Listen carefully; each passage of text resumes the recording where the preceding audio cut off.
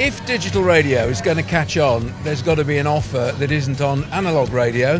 Here's somebody who I think can help us understand that. Martin?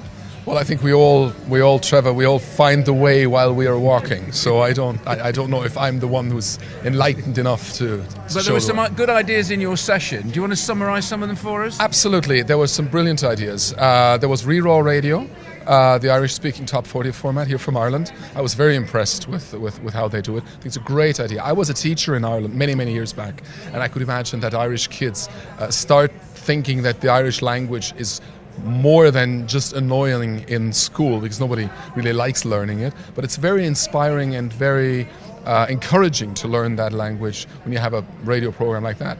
Irish kids are very proud of their language, but still it helps when pop bands are singing in the Irish language. That was great. Simultaneously, there was a lady from Norway who introduced a program for people over 60.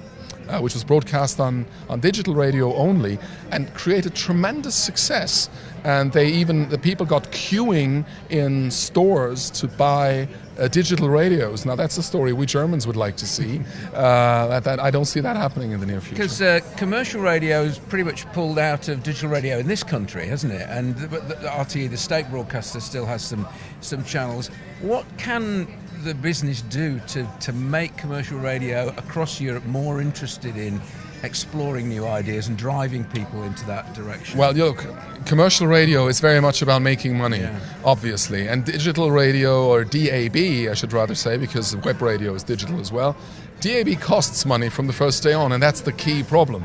So what you have to do, I think, is get together, find some financing or some funding, share costs, and then make offers that are compelling and great and fantastic.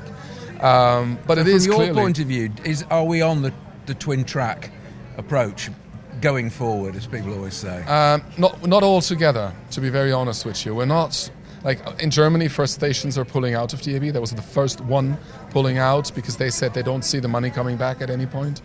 I think strategically that's a wrong decision, but it wasn't my station who decided that, so I'm happy.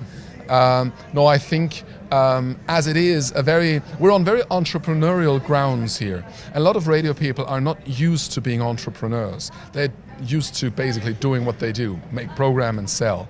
They're not used to having to spend money now in order to make money in 4, 5, 6 years in a completely different digital environment. So it's fuzzy times. One of the things that we've talked about a lot at this conference has been the ability to connect and listen to radio from all over the world. Just tell me what you were saying earlier about living in Berlin but listening to the radio back here in Ireland. Yeah, well, I'm a German. I live in Berlin, and I used to live in Ireland many, many years back. I was a German teacher out in Roscommon. So, and when I get homesick for Ireland, what I do is I switch on Galway bigFM over web radio, and I listen to, the guys speaking the way they speak out west and all that, and it's just good for my soul to get back to Galway at some point like that.